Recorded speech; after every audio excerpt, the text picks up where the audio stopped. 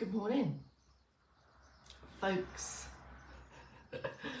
When you first look at that t-shirt, it kind of looks like I'm suggesting I'm 21. I'm not 21 today, no.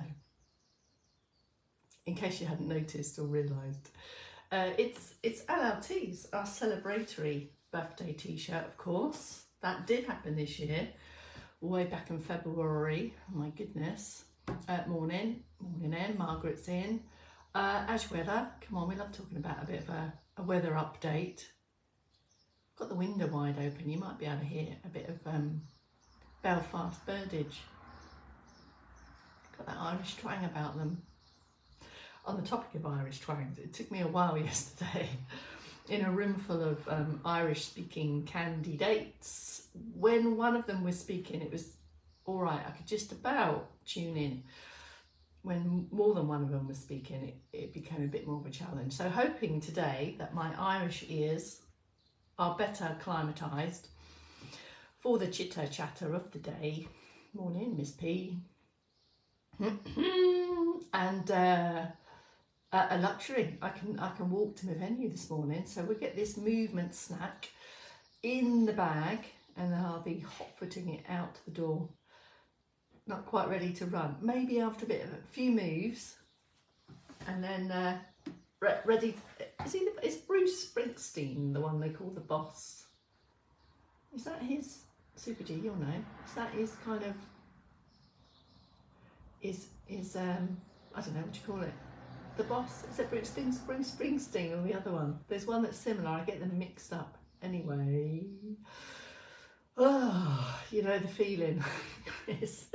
Yes, you'll know the feeling of trying to get in your Irish ears, given your family associations. Morning, Sue. Morning, DS. What's to report? Anything, folks? Anything at all?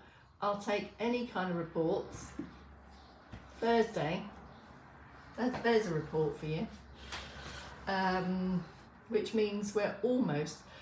No, DS, I'm in Belfast. Does this look like my mum's gaff?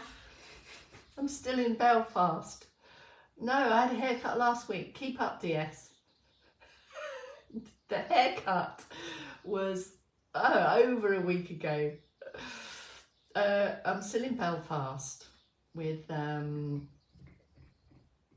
OEP Dawn. That's what I'm doing here. Day 2 today, and then a different cohort of candidates tomorrow. I'm just updating Dawn, folks, while she's here. And a CPD, an OEP half-day CPD on Friday with the existing OEP leaders. There we go. That's that quick update to DS. That saved us a check-in, Dawn, doesn't it? Similar pine door? No, nothing like Mum's doors, Dawn. Mum has windows in her doors. Glass. It's a window door. Do you call glass in a door a window? Yeah, slow start to your brain. Come on. Morning, Red Rita. Oh, it's Father's Day there. You gave me a moment of panic then. I don't think it is here. It's June, isn't it? It's Father's Day, June. Is there another one I forgot? Oh, no, another one. Gillian with a J, you'll know. Is Bruce Springsteen, is he the one they call the boss? Is that what he's known as, the boss, or is it the other one? I get him mixed up with someone else. Anyway, 5273, thank you, Super G. I'm a cheerleader and you didn't know it. Here we go. ATM moves in my Belfast abode. I don't know, a bit shadowy and lighty. It's all a bit odd because all of the furniture here is mirrored. So it always looks like there's someone else in the room. Anyway, a bit disconcerting, but I'm getting used to it. I woke up this morning, did a roll over like that. I just saw myself in the side of the dressing table. Right, circulation boosting prompts into business mode. External support close to hand. You might want this. Get your balance down the bottom end. Weight even across both feet and put in some extra uplift. All of these things will help with balance, help you feeling steady, help with fluid flowing. even more efficient movement, just a more upright position. Obviously it's relative to us all. So your most comfortable, upright, steady position. Do keep this gap between the feet. This really will make a difference to how steady you feel. And you might want support to the front of you. This so that you can then start to include the shoulder movements and switching between support on one hand and then the other.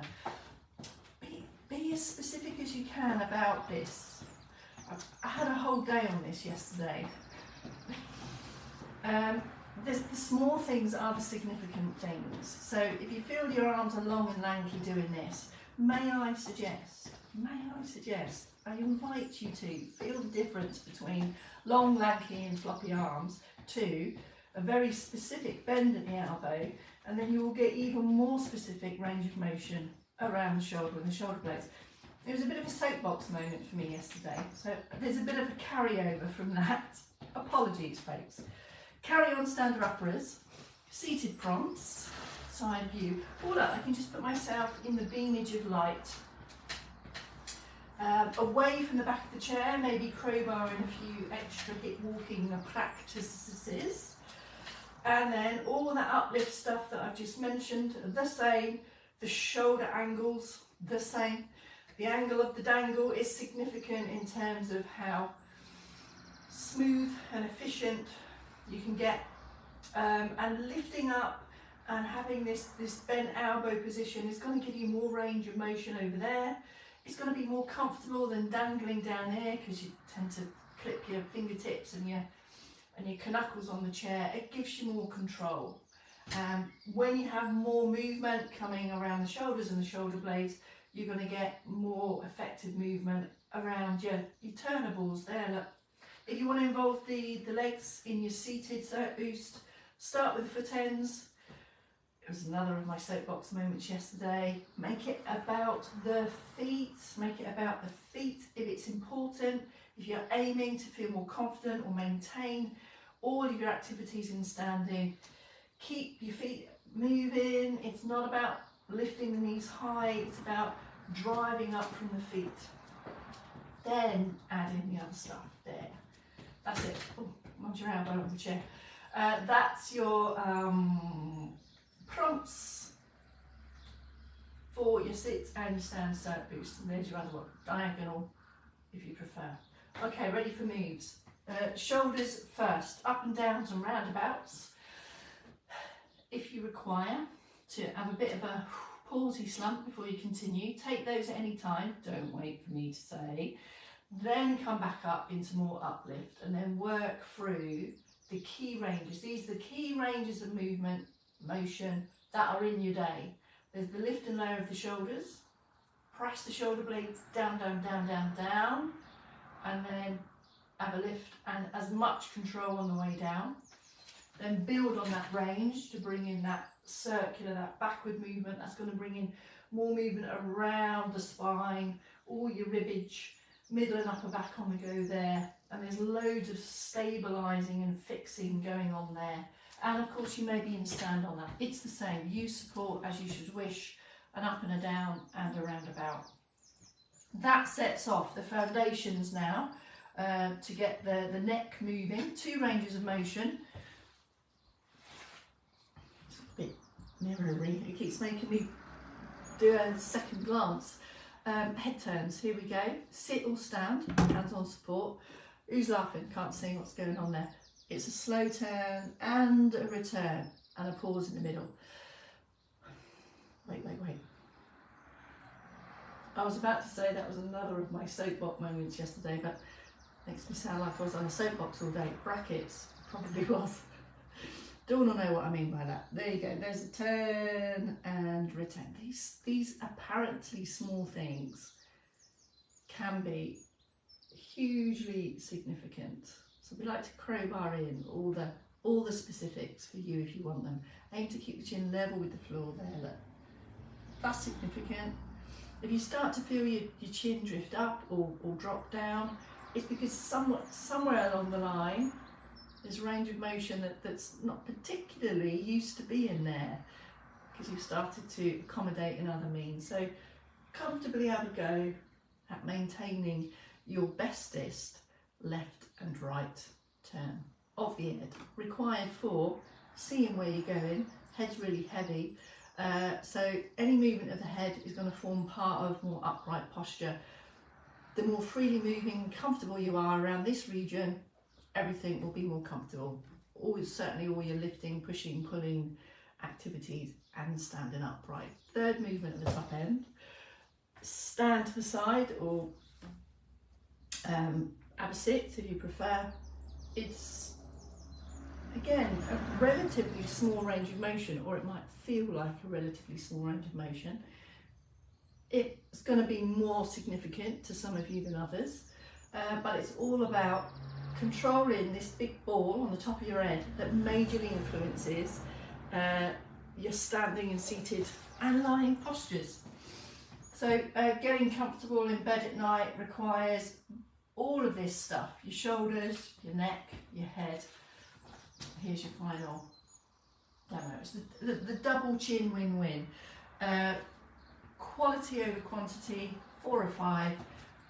We're now moving on to the second round, Cert Boost. Pick it up where you left off. Arms and legs together. Wider stance, slower and bigger on the top end.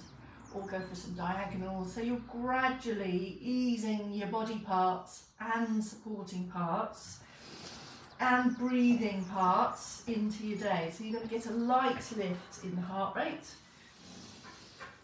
Some deeper breaths will be required. So opening up your lungs, ready for the day, and now ready for trunk moves. 3 trunk moves, sit and stand options, final flurry of seated Cert Boost of that second round, and starting with side bends. Set yourself up first, weight even across your buttocks if you're in sit, anchor the feet, wider stance if you're in stand, extend before you bend, and then back to base. You may want to add in a moment of complete rest, so have a slump, then come back into upright position. Small but significant. So you're moving from the best possible position for you. If comfortable to stay upright, start small and then build that range over time. Someone has arrived with lots of heartage. I don't know who it is, no idea.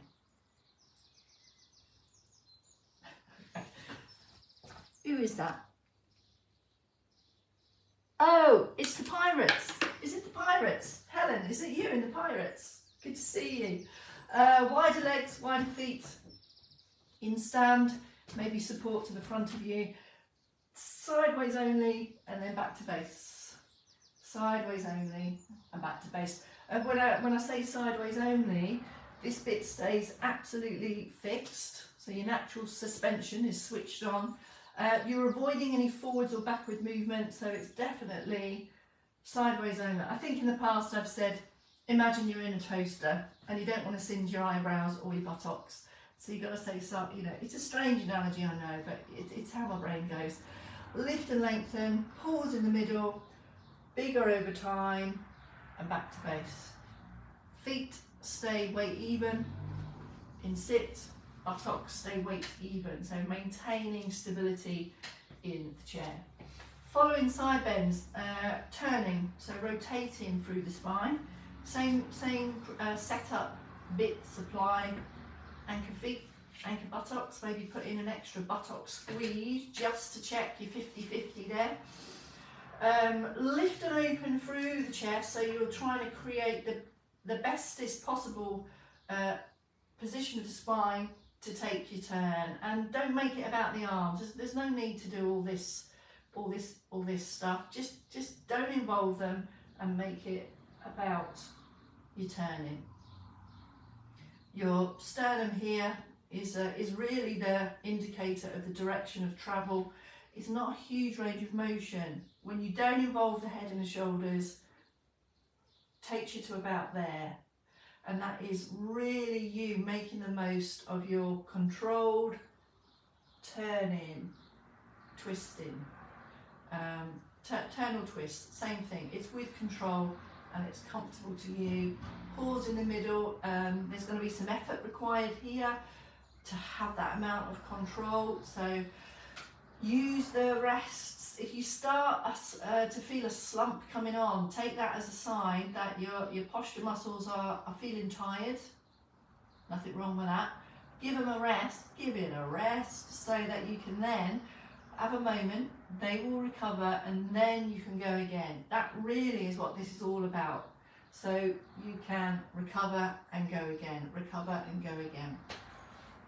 In stand, wider base, again at the legs, same bits apply, trying to fix the hippie bit so that it's just the top end, and if a bit of support here gives you extra confidence, use it. If you don't need it, don't use it. Lift and lengthen.